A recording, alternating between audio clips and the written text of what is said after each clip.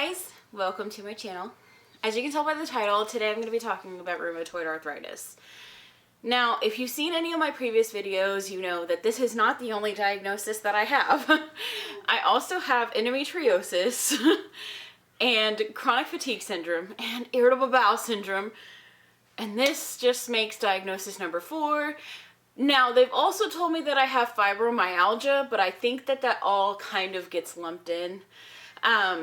So it has been a rough few years for us. For me. I know it's rough for my husband as well to see me go through it and be my support person. And it's rough for my child because I can't do everything that other mommies can. It's really a hard diagnosis to have. You're tired all the time. Your body hurts, and it feels like no one understands. So if you're watching this, I'm assuming that you or someone you know has rheumatoid arthritis, and you're either looking for someone who you understand, or you're looking for a way to understand what someone with RA is going through. Now for me, my symptoms started during pregnancy. My OBGYN told me that I had pregnancy-induced arthritis because my knee was absolutely killing me my whole pregnancy. So she said I had arthritis in my knee, but it would most likely go away after I had the baby. Well, I will never forget. I had just had her. She was about a month old, and I put on a pair of heels. And in that moment, my knee was never the same. It hurt so bad. I could hardly walk on that leg. Eventually, around 2020, I decided to get a cane because it was so bad. It hurt so much to walk. I got a lot of stares because I was 25 at the time. I'm very young. I don't look like someone who needs a cane, but at the time I really needed it. So I used a cane. When I was at Walmart or something, I would use the carts that they have just so I was off my knee as much as possible. Now obviously, all this stuff, not being able to move a whole lot, I gained some extra weight. It is an unfortunate thing that happens with these diseases. And people don't tend to understand. They're just like, well, why don't you lose weight? Why don't you try this? Why don't you try that? And it can be so frustrating. And I will be making a video later about things not to say to people who have chronic illnesses. Things that people with chronic illnesses are so tired of hearing. But I did try multiple things to try and get my body under control. I've cut out soda. I've cut out coffee. I've cut out gluten. I've cut out sugars. I went completely vegan for a while. Nothing helped. So finally I got a really good doctor because I had a terrible doctor at first.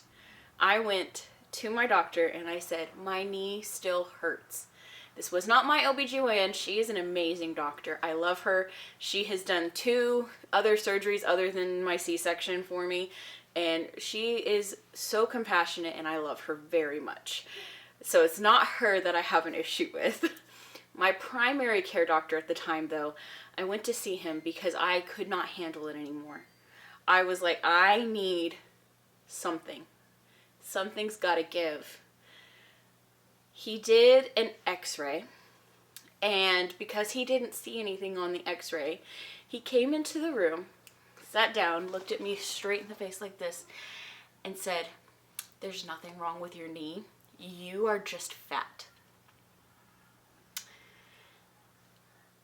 So, that was a terrible moment for me, and I tried to tell him, like, I am doing as much as I can when I can, but my body hurts. He was not sympathetic in the least bit, and at that moment I knew I needed to find a new doctor. So I researched some doctors, and I found one that's actually here in my town. We live kind of out in the middle of nowhere, so it's kind of surprising that I found this guy here, but he is the best doctor that I think I've ever had. This doctor here is amazing, and he took me seriously. No words, you are too fat, you're overweight, you need to do this, you need to do that. Those things never came out of his mouth. He was like, okay, let's try some stuff to see if we can get to the bottom of it. He put me on steroids, and he gave me a steroid shot in my hip to see if that alleviated my pain. Now, the steroids helped a lot, and the shot helped me for a good 2 weeks. I was actually able to go to my sister's wedding without using my cane. That was wonderful. But it quickly wore off. And he was like, you know, since it helped, we're going to go ahead, and he ran my blood panels, and he noticed that, oh goodness, I wish I knew. I should have researched what it was before I made this video. But one of my levels was super, super high, and he was like, this looks like you might have rheumatoid arthritis. And I was like, wow. That would explain a lot. So he referred me out to a rheumatologist, met with the rheumatologist, got some blood work done, and he took x-rays of my hands, and he noticed the inflammation in my hands. He looked at the x-ray from the other doctor, and he noticed the inflammation there too. So he was like, you know what, let's get you on some medicine. So I was put on methotrexate,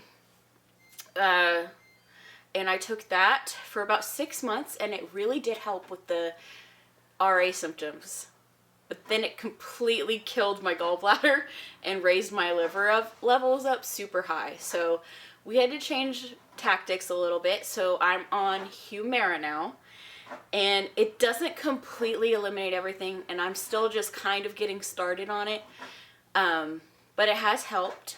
And even though I still do have flare-ups at times, my doctor immediately is like, yep, we'll get you on some prednisone, and it really does take care of it. As soon, like, my flare-ups are fewer and far between now, which is wonderful. If I'm under a lot of stress, that tends to be my trigger, is just stress. I know other people have had a lot of fortunate experiences with finding a food that triggers theirs. That's just not the case for me. Mine tends to just be stress. And this last time, I was very surprised because normally in the summertime, I actually have more flare-ups. I'm very, very sensitive to heat. I have been my whole life. But this time, when we first had our cold snap this year, I had a terrible flare-up. And so for a few weeks, I had to be on some prednisone, and it helped immensely. So one thing I would say about RA is it takes some time to figure out what is a trigger for your flare-ups. And honestly, sometimes there might not be anything. I've heard from a lot of people that they don't know what causes theirs. It's a completely unfair disease, and people just do not understand. You're exhausted, you hurt. It's a very difficult thing to deal with, and if you've been dealing with it, I just want you to know that I feel for you, because I've been there too, and I hope that you can find people in your life that are supportive, because I know what it's like to have people in your life that aren't very supportive, and it's really hard to deal with. Anyways, so sometimes I still need to use my cane. Sometimes I still need to use the carts at Walmart. It just kind of depends on the day, but most of the time my symptoms are fairly under control. I am still exhausted, but that's also apparently a symptom, a side effect from the Humira. Now that is something that was hard for me to get used to at first, because giving yourself a shot just goes against everything that we have instinctually. Like, stabbing myself does not seem like something I should do, but I got used to it pretty quickly, and now I don't even think about it. I give myself my shot and I move on with my day. And I only have to do it once every 2 weeks. We might be upping that, but that's just one thing that you have to do, is make sure that you're keeping in touch with your doctor, your rheumatologist, and they're really helpful if you find a good one. I know that there's doctors out there that suck. They're just terrible. they don't care about anybody and they think they're always right. But when you find a good one, they will help you so much. Mine has been so helpful to me. He made sure that I was ready for my cruise and I got to have fun and not worry too much about stuff. He made sure that when medicine wasn't working for me, I got switched to something else. And he really is staying on top of it. He makes sure I go in for blood work every few months. That's another thing you have to get used to is the blood work. You will be going in constantly to get your blood drawn. But it's just part of the disease, and it's terrible.